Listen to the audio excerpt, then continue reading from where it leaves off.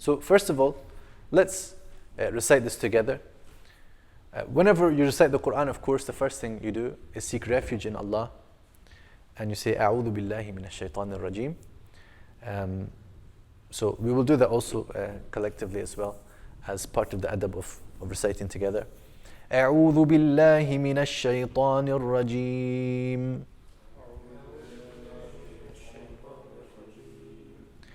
بسم الله الرحمن الرحيم.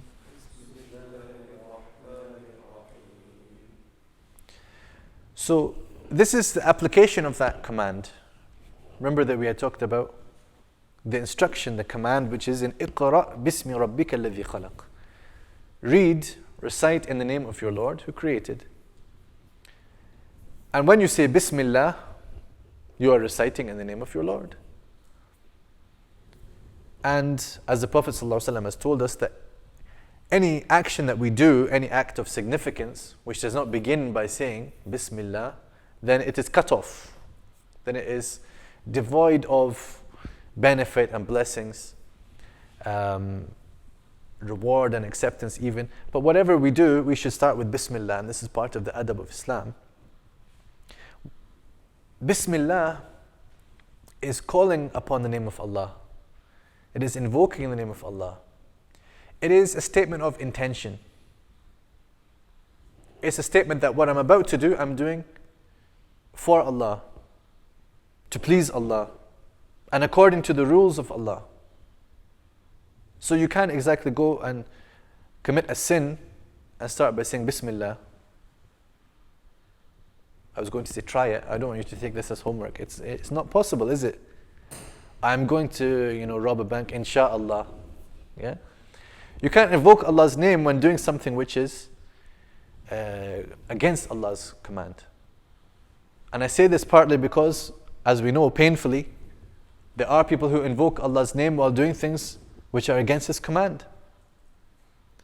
There are people who go and seize innocent people and murder them, and they say, Allahu Akbar. And as you know, before we even get to the Bismillah, when we go to pray, we say Allahu Akbar. It's a word of so much sanctity to us. It's a word which says that Allah Azza wa Jal is above all of us, greater than all of us, that we have to be humble and follow His command, not exalt ourselves upon this earth, not to violate the sanctity of life, which Allah has made sacred. Allahu Akbar. And then Bismillah. When we say Bismillah, we are calling upon Allah's name. We're making a statement of intention. It doesn't mean that everything we do is then becomes authentic by saying Bismillah on it. You know what I'm talking about the mundane things like, haram food, just say Bismillah over it becomes halal. Of course, that doesn't work. But likewise, any action that we do, we can't just say Bismillah. I will call it as being in the name of God, and then it will be right. Everyone wants to say that God is on my side. But why are they not saying, I will be on God's side? Let's find out who is on the side of Allah, who is the one doing Nasr of Allah, who is the one following Allah's commandments. This is the measure. Not who is mentioning Allah's name and declaring Allah's name over what they do, or to call it Islamic. And Islamic, by the way, is not exactly an Islamic word. We don't find in the Qur'an anything Islami. Yeah. But this is something which is a sort of modern usage. But in any case, calling something Islamic does not make it Islamic. And that's something very important as well. Now, when we say Bismillah, we are mentioning the greatest name of Allah. And there's a lot of discussion about this concept of the greatest name of Allah. I'm not going to get into that point. But when we say Allah, the name Allah, this is a very unique, a very significant name, because it is a name that gathers all the attributes of Allah subhanahu wa ta'ala. That is why we say Allah is Ar-Rahim. Allah is Al-Ghafur. Allah is Al-Wadud. And we don't say Al-Wadud is Al-Ghafur. Al-Wadud is Ar-Rahman. Because the name which is used for His very essence, His Dhat subhanahu wa ta'ala, as the scholars describe it in this way, this is the name Allah. This is the name that gathers all the sifat, all the attributes and all the most beautiful and bountiful names of Allah subhanahu wa ta'ala. But then, for some reason, in this formula which we are reciting, with not just every recitation of the Fatiha, and not just every surah of the Qur'an, in brackets, except Surah At-Tawbah, but also with every action that we do of any significance, we say Bismillahir Rahmanir Rahim. And here, these two names have been placed here in this significant, highly significant place.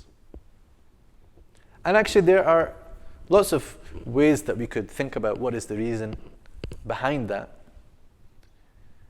But in short, I would say that the point that we should take from this, and the lesson we should take from this, is the importance of rahmah, the centrality of mercy in the Islamic worldview. And actually this is something which I'm afraid many people are not aware of, many Muslims are not aware of, the centrality of mercy, the essential quality of Islam being mercy. There is a paper by one of the American Muslim scholars which is called Mercy, the Stamp of Creation. I think this is the name of the paper. It's a very interesting article. You should read it if you can. But the point here is that Rahmah has been mentioned here with Allah's name. These are the two names. We know from the 99 names that there are lots of different names and attributes of Allah Azza wa Jal. Some of them have that kind of stronger, more powerful sense to them. Some of them have the softer, gentler, loving feel to them. And these things are in complete complementarity. They're not in opposition to each other. Because in so many verses we have this balance is presented. But here we don't have Ar-Rahman, Al-Jabbar, or Al-Muntaqim, or Shadid Al-Iqab. These are names which do appear in the Qur'an in their context and with their meanings. But here, Rahmah, twice. What is the difference between Rahman and Rahim? Yeah, there's lots and lots of discussion amongst the Mufassirin on this point. So, because as I said, our purpose is not tafsir, it is reflection. The conclusion from all of their opinions comes back to this point that we are saying. Is the Rahman referring to the dunya and the Rahim for the akhirah? Is Rahman the abundance of mercy? Rahim is the abidingness of mercy, that it lasts forever. Is Rahman for all the creation? Rahim is specific to the believers. Is Rahman for the great types of mercy such as creating the heavens and the earth, and Rahim for the, what we may call the so-called small things and the little things in our lives? These are some of the opinions, and there are others. But look how it's been made at the center of all things. Even the verse that people, if you go to the tafsirs, if you go to the books of Aqidah, if you go to the internet forums, you will find people going crazy over a verse like this. Ar-Rahmanu ala al-arsh istawa. In Surah Taha, for example, verse 5. Ar-Rahman, even translating it is like, and people watching this online as well will be waiting. How does he translate it, and which Aqidah faction does it place him in? Ar-Rahman, the merciful, in some translations, rose over the throne or established himself on the throne, etc.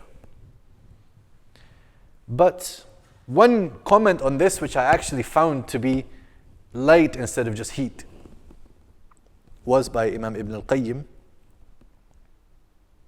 where he said that the arsh of Allah, His creation, which is translated as a throne usually, this arsh is that which encompasses the entire rest of the creation. It is over the entirety of the rest of the creation.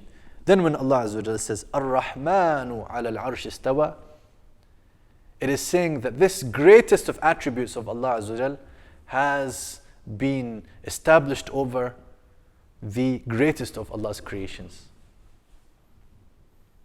So it was appropriate that He is called in this verse Ar-Rahman, because this mercy is that which is written on His throne, that my mercy precedes my wrath, or my mercy overcomes my wrath. Ibn al-Qayyim's words is فَاسْتَوَى عَلَى أَوْسَعِ الْمَخْلُوقَاتِ بِأَوْسَعِ الصِّفَاتِ.